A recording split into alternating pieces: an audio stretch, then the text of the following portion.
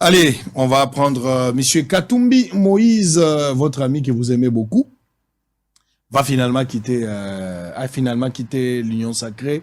Katumbi a pessi ba raison na ye ou motivé départ na ye na Union Sacrée.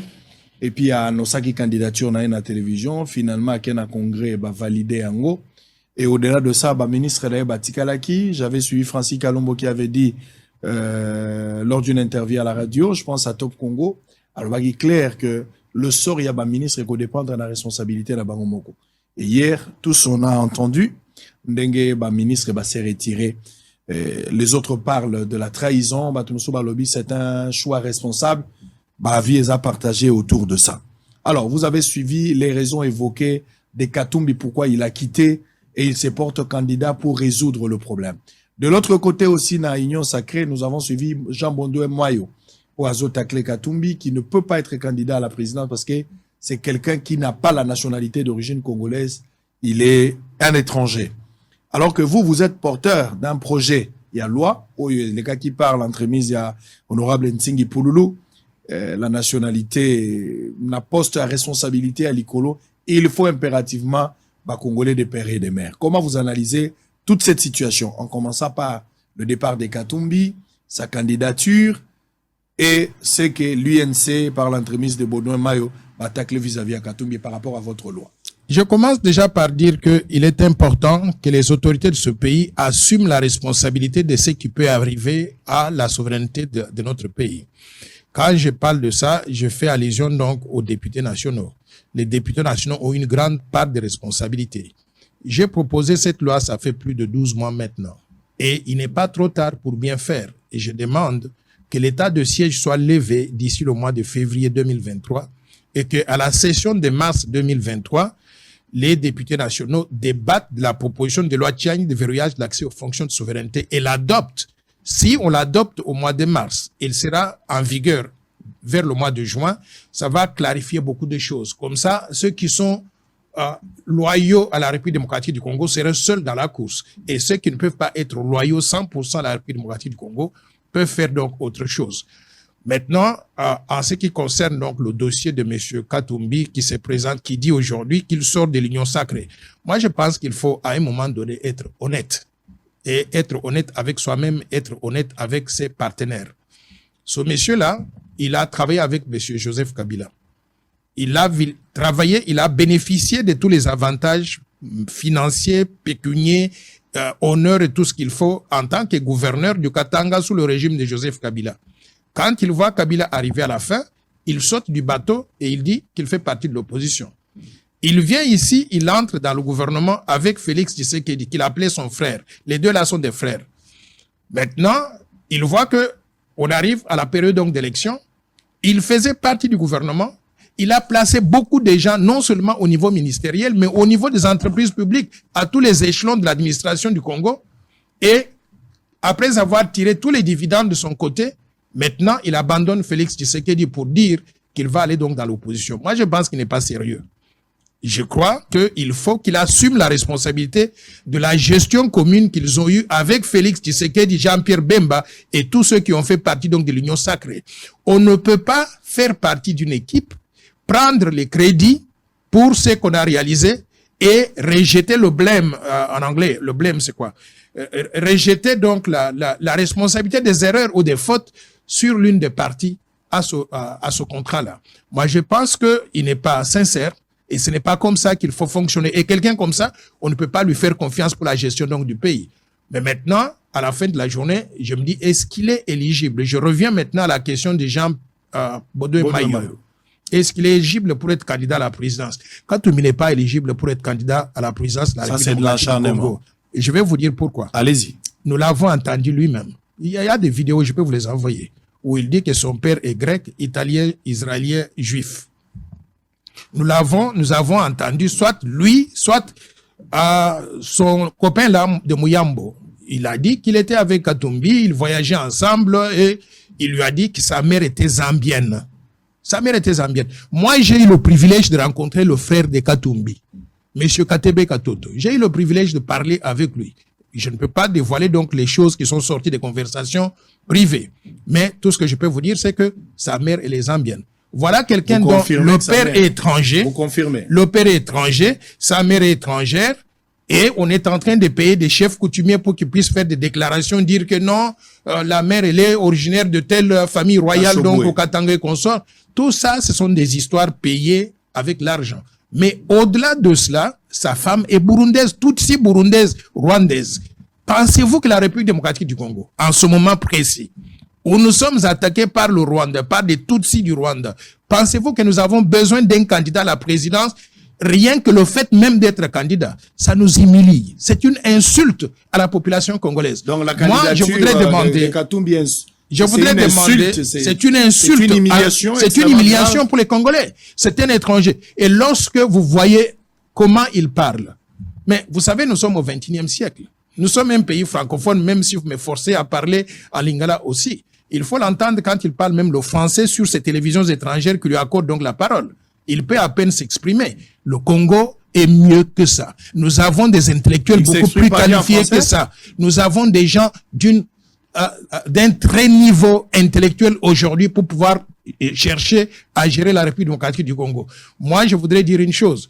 Si cette candidature-là continue et que la loi que nous proposons n'est pas adoptée en 2023, je demanderai aux institutions de la République de faire leur travail. La Cour constitutionnelle aura validé toutes les candidatures. Et j'espère qu'à ce niveau-là, au cas où cette candidature continue, qu'elle sera rejetée en ce moment-là. Ça, c'est un. Deux, je considère aussi que, en ce qui concerne, je pense que j'ai perdu un peu donc le fil des idées. Je considère aussi que si simplement on n'arrive pas à adopter la loi en 2020, en mars 2023, si je me présente aux élections présidentielles, je voudrais demander au peuple congolais que ce soit un référendum.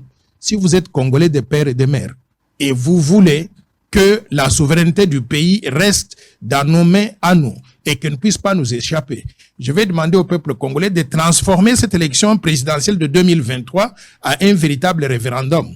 Si vous êtes pour la loi, votez pour Noël Tchani, président de la République démocratique du Congo.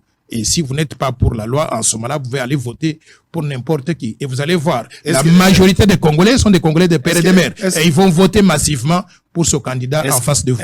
Est-ce que ce n'est pas que vous avez peur de Katumbi et que vous évitez d'avoir un débat contradictoire avec Katumbi? Je voudrais, parce que vous mentionnez cela, je voudrais que vous puissiez l'inviter dans un débat contradictoire préélectoral entre lui et moi. En tant que candidat, là, vous serez d'accord qu'il soit candidat? Non. Je ne dis pas qu'il est candidat, mais qu'il vienne en tant que citoyen congolais parce qu'il dit qu'il est congolais. Non. Qu'il vienne dans un débat, qu'il présente sa vision, que je présente ma vision. Vous demandez, vous sollicitez un débat. Je sollicite ce débat-là, comme ça tous les Congolais. Comme ça tous les Congolais. Il est par exemple contre la proposition de loi que j'ai fait. Je voudrais lui expliquer pourquoi cette loi-là est importante. Vous voulez lui expliquer Je voudrais lui expliquer en face, mais devant tout le peuple congolais. Qu'il présente aussi ses moyens de défense, qu'il donne donc des justifications. Parce qu'ils tendent à pouvoir dire, oh non, il a été gouverneur de Katanga, des gouverneurs nommés, on peut nommer n'importe qui. Et on l'avait nommé dans ce cadre-là. Mais cela ne témoigne pas de ses compétences pour arriver à gérer donc la République au profit de tous. J'ai beaucoup de personnes qui vivent au Katanga. Et ils vivent dans une misère noire, au même titre que tous les autres ressortissants d'autres provinces donc de la RDC. On ne sent pas les effets de la gestion du Katanga sous ce gouverneur-là. Et il n'a rien à apporter au sommet de l'État. Bien au contraire, il y a beaucoup d'antivaleurs qu'il représente, que nous pensons, on ne doit pas donc les promouvoir au sommet de l'État dans un pays qui voudrait se développer. Vous avez suivi donc des vidéos publiées par exemple sur la RTNC, publiées par Ngoyi Mulunda, qui parlent donc de la prédation des ressources naturelles. Vous avez suivi des vidéos de son ami là Jean-Claude Mouyambo. Il a même publié des lettres allant de 1 à 10, je crois. Suivez donc toutes ces choses-là. Vous avez suivi des allégations sur la mort de Kabasele et comment on avait confisqué les biens de Kabasele. Mais à la fin de la journée, est-ce que les Congolais ont besoin d'un leadership national donc de cette qualité-là?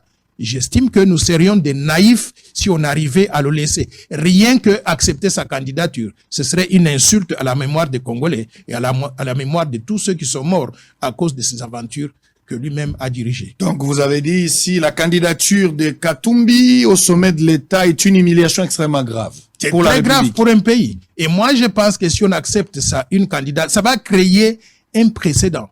Ça veut dire que si on l'accepte en 2023, une il peut jurisprudence. revenir, il y aura une jurisprudence. Il peut revenir en 2028 jusqu'au moment où peut-être les Congolais seront distraits. Quelqu'un comme ça devient président de la République démocratique du Donc, Congo. il faudra les Mais ce bloquer sera la aujourd'hui. fin de la RDC. Il faut qu'il y ait la fin, il faut le bloquer aujourd'hui, qu'il ne puisse pas arriver. Le bloquer donc à pourquoi? cela. Parce qu'il non, pas le il bloquer représente- lui, non pas le bloquer lui en tant que personne, mais je dis que sur ses origines, il ne justifie pas de la loyauté à l'égard de la RDC. Donc on ne peut pas accepter comme ça quelqu'un comme ça à ce niveau-là. Je ne voudrais pas que les gens puissent penser que je suis xénophobe. Bien au contraire. Vous savez, dans mon équipe, j'ai un cadre de très haut niveau, un ingénieur sorti de l'ISTA. Il est métis. Il s'appelle ingénieur Guy Roger Assi. Et d'ailleurs, il est avec moi dans la salle, il est là, il est métis. Mais ce sont des gens de valeur. Ce sont des Congolais comme tous les autres qui travaillent pour le bien du Congo.